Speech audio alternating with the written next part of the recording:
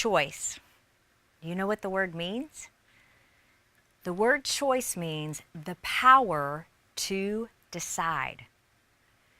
Now you may be thinking, I'm young, I don't get to decide anything, it's all my parents. Or if you're an adult, you may think it's my boss or my spouse that decides for me. Not true. You have a choice. You have the power to decide. Now, some of you have been through some really bad circumstances, and how we choose to handle those can make a huge impact. Check out Michaela's story. Hello, my name is Michaela Yandel, and the word that I received for this project was choice. Now, for me, choice is a word that has a big impact on my life, because for a large majority of my existence, I have not made the choice to be happy. I have made the choice to let one of the things that I thought was my biggest obstacle stand in my way. And for me, this was the fact that I was visually impaired. At birth, I was born with multiple conditions that led the doctors to believe that I would not be able to function at a normal level, that I would be behind my 3 older sisters in learning to walk, talk, and do many other basic motor functions. However, this happened to not be true. While I did go through a large majority of my life believing that my visual impairment was an obstacle, I ultimately found that I could make the choice to be happy as soon as I realized that my visual impairment was not in fact an obstacle to me, but actually something that built me up and made me a stronger person. Now, this all started when I was in the 7th grade, when I began running cross country and track and realized that it was something that I really enjoyed.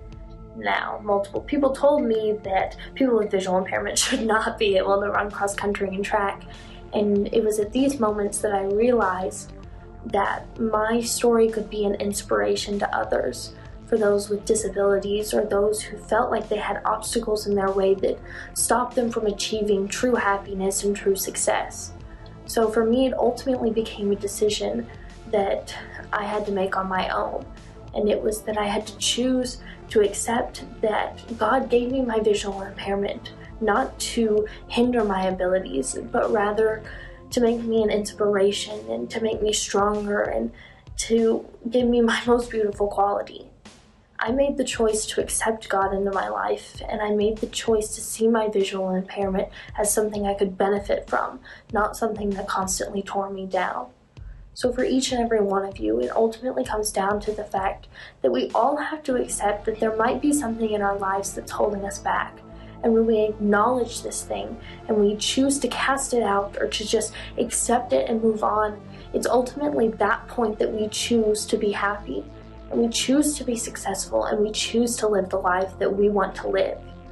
So for each and every one of you, I challenge you to look into your own life and to realize the one thing that you feel like is holding you back, and ultimately accept that God looks at you as a beautiful, perfect human being, and that no matter what, you can always make the choice to be happy, even if it's an obstacle that you feel like you're never going to get past. So thank you for listening to my story, and I really hope that it at least puts something on your heart that you can think about in the days to come, and that each and every one of you makes the choice to be happy. Thank you. Today's assignment, it's a little bit different. Start using the word choice or choose to. So instead of saying, I have to go to bed or I have to go do this, say, I choose to.